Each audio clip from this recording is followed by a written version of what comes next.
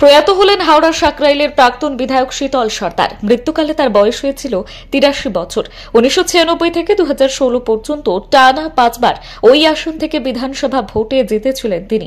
প্রথমবার কংগ্রেসের টিকিটে, পরের ৪ বার তৃণমূলের প্রার্থী হিসেবে। ২০০৬ সালের বিধানসভা ভোটের রাজ্যের ২৯৪টি বিধানসভা আসনের মধ্যে তৃণমূলের ৩০ জন প্রার্থী জিতেছিলেন। তাদের মধ্যে একজন ছিলেন শীতল।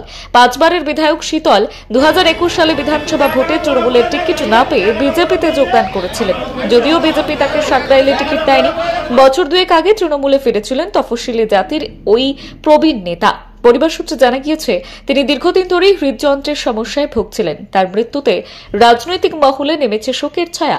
পরিবার সূত্রে জানা গিয়েছে, বুধবার রাতেই প্রাক্তন মন্ত্রী তথা তৃণমূল নেতা রাজীব বন্দ্যোপাধ্যায় তার বাসভবনে গিয়ে শ্রদ্ধা জানান। ফোনে সমবেদনা জানান বিরোধী দলনেতা শুভেন্দু অধিকারী। দলমত নির্বিশেষে বহু রাজনৈতিক নেতা এবং শুভানুধ্যায়ী ফোনে শোক প্রকাশ করেন। তার কন্যা জানান, ৮টা নাগাদ খবর পেয়েছি রাতে। হ্যাঁ, তখন কি খবর গেল যে উনি অজ্ঞান হয়ে পড়ে আছেন, কিন্তু অ্যাকচুয়ালি আমি যখন আসি তখন আর নেই। বাড়িতে কি উনি একাই থাকতেন?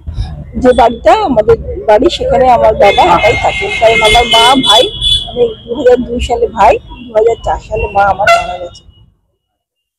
মোটামুটি তখন খবর পেয়ে যখন আসলেন, যে অবস্থায় দেখলেন, তার পরবর্তীকালে কিন্তু দল করতেন, অনেক জনসমর্থন ওনার আছে, সেক্ষেত্রে বিশেষ কেউ এসেছিল তারপর? উনি যেহেতু রাজনীতি করতেন, রাজনীতির লোকজন সবাই এসেছিলেন সমস্ত। এটাই আমার বাবার কাছ থেকে আমি দেখলাম যে এখানে কিন্তু কোনো রাজনীতির মতভেদ ছিল না। এটা যেটা আমাকে দারুণভাবে অনুপ্রাণিত করেছে। আজকের দিনে যে কোনো রাজনৈতিক মতভেদ নেই, এই জিনিসটার জন্য আমি আমার বাবার আচরণ সবগুলোকে অনুকরণ করে যেতে চাই, যেখানে কোনো রাজনীতির মতভেদ থাকবে না।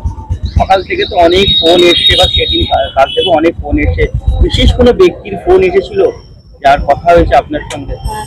হ্যাঁ, সে তো হয়েছে। ধরুন, যেমন আমি বলছি, রাজীব ব্যানার্জি এসেছিলেন, শুভেন্দু অধিকারী ফোন করেছিলেন। ওনাদের দুজনের কাছে আমি কৃতজ্ঞ, কারণ ওনারা আমাকে সেই সময় সেই মুহূর্তে আমাকে ফোন করে কথা বলেছেন, আমাদের সাথে খোঁজ খবর নিয়েছেন।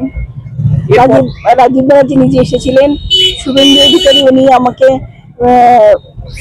ফোন করে কথা বলেছেন। এই জন্য আমি ওনাদের কাছে ভীষণভাবে। সাকরাইলের তৃণমূল জেলা পরিষদের সদস্য তুষার ঘোষ বলেন, দেখুন, একটা কথা বলি, শীতলদা আমাদের সাকরাইল বিধানসভা, এবং হ্যাঁ, সাকরাইল শুধু নয়, আমাদের যে 4টে অঞ্চল সাকরাইলের ভেতরে তোমার হচ্ছে দক্ষিণ হাওড়ার রয়েছে, হাওড়া জেলা, শীতলদাকে আমাদের জাতীয়তাবাদী রাজনীতিতে শীতলদার অবদান আমরা কেউ অস্বীকার করতে পারবো না।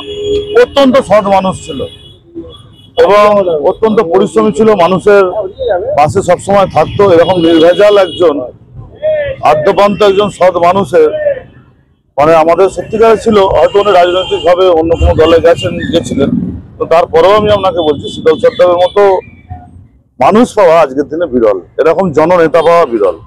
পরিবার সূত্রে জানা গিয়েছে, বৃহস্পতিবার সকালে তার মরদেহ প্রথমে স্থানীয় মাকুয়া পঞ্চায়েতে নিয়ে যাওয়া হবে, যেখানে সাধারণ মানুষ শেষ শ্রদ্ধা জানাবেন।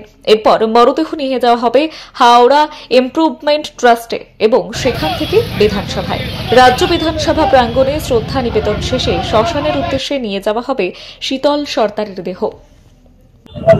শুধু বলতে বোঝা যায় উনি কংগ্রেসের নির্বাচিত সদস্য ছিলেন। আমরা মমতা ব্যানার্জির আদর্শে রাজমাঠে তৃণমূল প্রতিষ্ঠাতা হয়। আমরা বারবার গিয়ে বলতাম, কাকু তৃণমূলে চলে আসো। বলছি, ওরে এখনো তো 2 বছর বাকি, একটু সময় দেন, আমি আছি তোদের সঙ্গে। খুব ওনার বাড়িতে যেতাম, আমার সঙ্গেই বাইকে করে চেপে ঘুরতো, আমার বাড়িতে যেত। পুরনো বাড়ি ইছাপুর ময়নি রোড হাট, ওখানে ওদের জায়গা জমি, আমাদেরও পাশে বাড়ি। এক কথায় আমার অভিভাবক ছিলেন, সেই কারণে এসেছি। শেষ যাত্রায় আমি ওনার কন্টেনারটা গাড়িতে তুলেও দিলাম।